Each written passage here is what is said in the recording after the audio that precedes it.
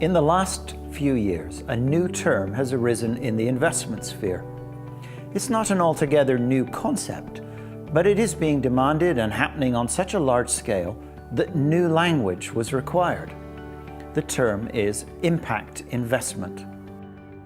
At the heart of it, impact investing is directing funds, resources, or capital towards companies, organizations, or projects with the intention of generating both economic and social returns. Cash is not satiating the appetite of some investors anymore, and there's a growing hunger to see meaningful investments. Along with this desire for purpose is a growing dissatisfaction with slow social progress using traditional funding models. Traditionally, governments and community organizations use tax dollars, grants, and donations to address social needs, and capital markets, meanwhile, look for economic growth and financial returns. A report published in 2014 by leaders in the impact investing field says, "Our limited progress in addressing the most challenging social and environmental issues of our time suggests that this binary approach is no longer sufficient. A new set of solutions that bridge the public, private, and social sectors is emerging. Impact investing is an approach to financing these new models to accelerate positive social change.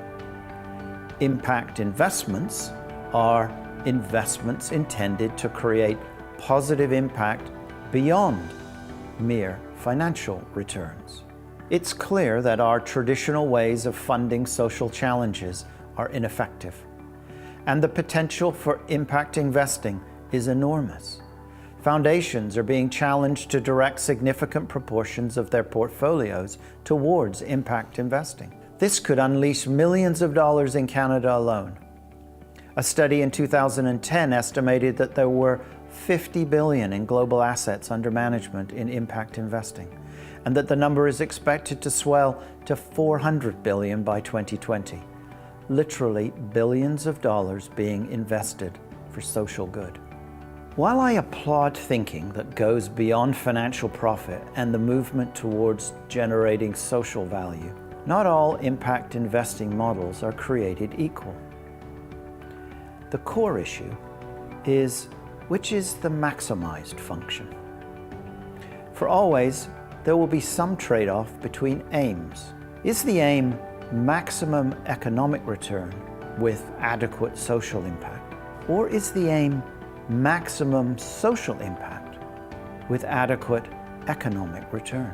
Anyone who manages a budget knows that it's the marginal dollar that really tells the story. Which mouth gets the choice morsel, or even the last morsel? The investor or the social recipient? The promise of shared value sounds so convenient. Cake and eating it too. But can we really serve two masters? Can one wholeheartedly serve both economic and social benefits simultaneously? What would a model that was entirely based on pursuing a social good look like? How could it generate just enough return to retain the capital and yet deliver above average social returns?